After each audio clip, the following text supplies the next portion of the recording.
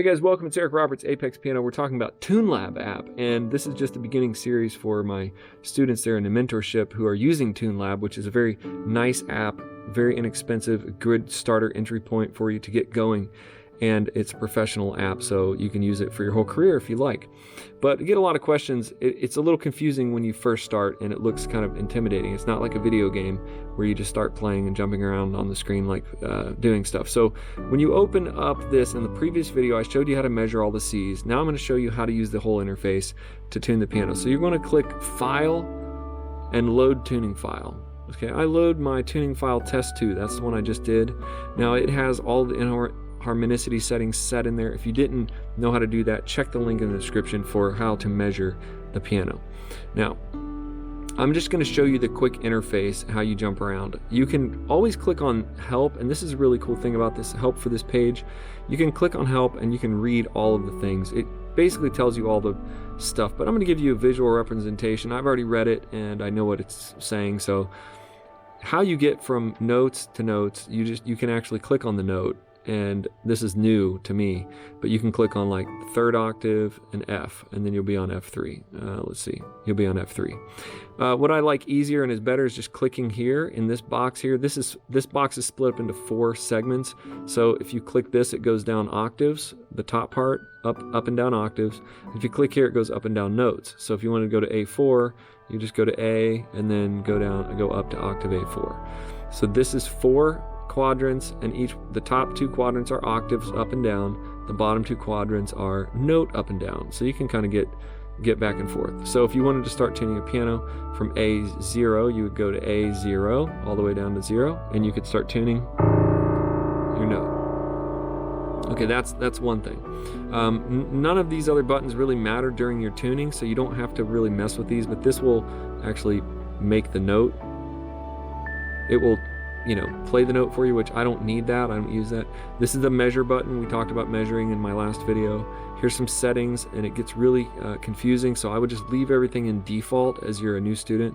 And then this locking button is kind of new, and I'll get to that in another video when I talk about offset, because that's how you'll be able to offset. So there will be a third video about offsetting. So let's imagine you're going to tune. I want to show you one thing that's really cool about this app that I like. And let's say A4. I'm going to put my mute in A4. Listen to A4. And you can see it's going a little sharp. So those little black things are going that way. Also, you can see when there's like a perfect little mountain right on the red line, then you can see that is when it's in tune. So I would work on tuning with this app to get these to stop, but not necessarily stopping. It's very hard on the AccuTuner or on this app to get this to stop. Okay, so I'll do another video and I'll put the link in this description of stopping these. What kind of accuracy do you have to stop this note to be successful? But what I do like about this is you can take your 2 fingers like a pinch motion, and you can pinch right here if you want to zoom in and zoom out. There's like zoom in and zoom out. So I don't know exactly why you would want to zoom in and out, but I know that for me, I like to be super zoomed in. I just read it better. I don't need to see all these other partials and all this other data. So I pinch in and push in all the way when I'm reading this display so that my red note is there and I can really see it well. So that's one thing about that. And then the other thing I think some people get confused about, which will be in my next video, is the offset here. If you click this, it says, do you want to allow offset to be adjusted by swiping across the phase display? And you can say yes. And then you will have an offset ability to tune the piano flat or sharp by a little bit, or to measure the notes. So when you move your finger left and right, you can see this little button says offset. So you can move it down, and now I'm at -7, and you can see that it's out of tune. It's saying that it's too sharp. So you can kind of move this around.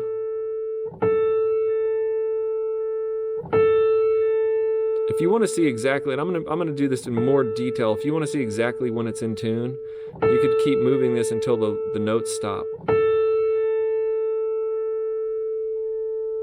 So it's like 95 cents sharp. So this piano is like 0.95 cents sharp. So it's like less than a cent sharp, that string. And so you can kind of see that. And you can tune a piano with an offset by changing this. So if you want to tune the piano like to negative, 8 or 10 for some reason, you could just set your offset like that, and you can keep your offset just like that. If you want to zero the offset really easily, you take your two fingers, double tap the yellow, and it goes to 0. Okay, and then you can see that it's 0. All right, that's it for this video. That is just the basics of navigating the tuning, loading your tuning and tuning it. Be sure that you go to apexpiano.com if you want to learn piano tuning, or go there if you have questions.